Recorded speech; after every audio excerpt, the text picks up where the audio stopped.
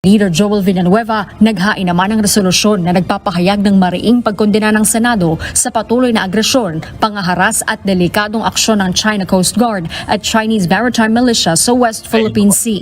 Nakasaad sa resolusyon na bagaman suportado ng Senado ang direktiba ni Pangulong Marcos Jr. na tumugon kontra sa patuloy na agresyon ng China sa West Philippine Sea, hinihimok pa rin ito ang ilang ahensya ng gobyerno na gawin ang lahat ng legal at diplomatikong pamamaraan para mahinto na ang agresyon ng China sa West Philippine Sea at mapanatili ang kapayapaan sa rehiyon. Si Senate Deputy Minority Leader Rizzo Hontiveros hindi naman na nagulat sa umano'y gentleman's agreement ni dating Pangulong Rodrigo Duterte sa China kaugnay ng BRP Sierra Madre sa Ayungin. Sabi niya dito, Harry Roque's revelation are not all that surprising. Di ba?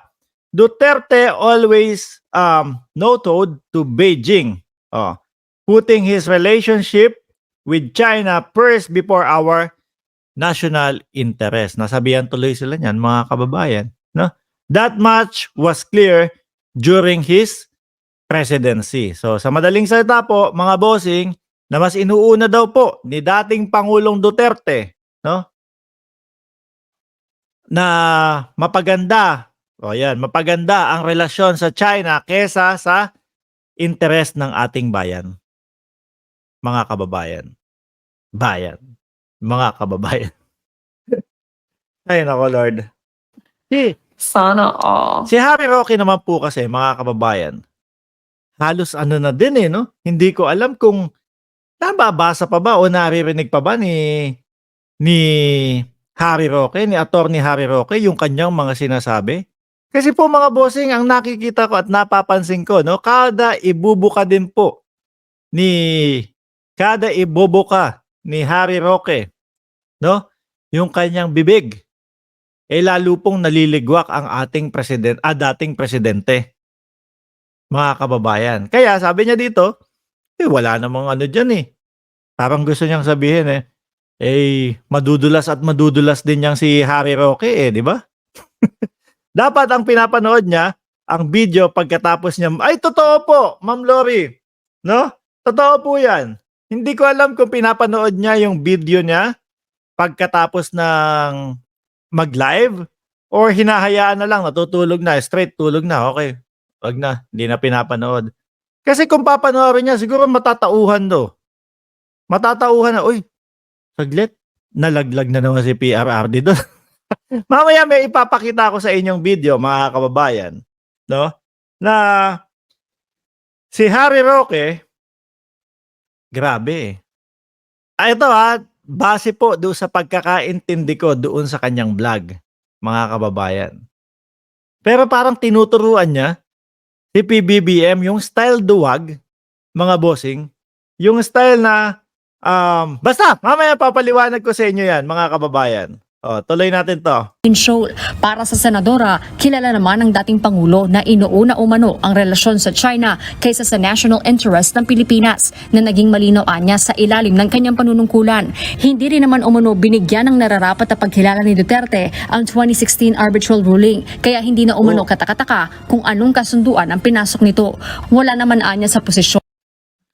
Yung part na yun, nung panahon na nakaupo si dating Pangulong Duterte, mga kababayan, may nasabi siya, may nabanggit siya about doon sa, kumbaga yung nakalimutan ko pangalan no? Maliit yun na isla, nakasya siguro 10 katao lang, mga bossing. Nakalimutan ko lang yung pangalan. Ang sabi niya doon is, bakit ko naman i-depensa yung bato na yan?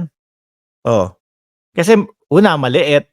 Pangalawa, kakaunti ang isda. Tapos tinambakan pa ng mga patay na corals.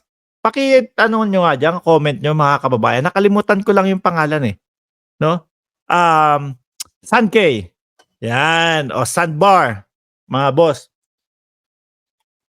So sabi ng Pangulo, dating Pangulo, bakit ko naman i-depensa yun? Sandbar lang naman yun. Kumbaga parang ganun yung pagkakaintindi, mga bossing. So ngayon, sabi ko, saglit lang. Yung sandbar na yun, pasok talaga sa, kumbaga, pasok talaga po sa teritorya ng Pilipinas. So, kung hahayaan mo ang mga Chino na mag-roving ng helicopter doon sa soundbar na yon, ibig sabihin lumalagpas na po sila, no, sa ating boundary. Ibig sabihin po illegal na silang pumapasok sa teritoryo ng Pilipinas. So it's not about i-depend mo yan. It's about binababoy nila tayo sa pamamagitan nung pag-trespassing sa ating bansa. So dapat doon mga kababayan magre-react ka. Dapat doon mga kababayan magsasalita ka. Iyon.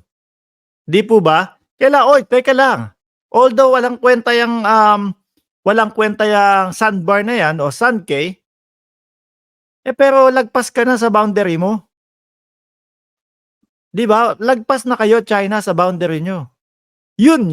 It's not about like, hindi naman namin mapapakinabangan yan eh. Okay lang yan. Mag-roving kayo dyan. Wala naman sa amin yan. Pero lagpas na sa boundary natin. Mga kababayan, pagka ganun po yung nangyari, hinayaan natin, tinuloy-tuloy, mga bossing, lalakpas, sige, lagpas tayo ng mga 1 kilometro. Okay lang sa kanila kasi wala namang kwenta yan sandbar na yan. No? O sa susunod, gawin na nating 2 kilometro. Total malapit lang naman yun. 3 kilometro hanggang sa trespassing na sila kasi hindi natin pinupuna. 'Di ba? Kasi hindi natin pinupuna, mga kababayan. Yun ang importante doon. Yung punahin mo kasi lagpas na kayo sa teritoryo namin. Illegal na yung ginagawa ninyo. Sabi dito ni Risa Ontiveros, hindi naman masyadong pinukusan yan ng dating presidente. Sorry doon sa mga kasamahan natin na DDS, kailangan naming i-vlog to no?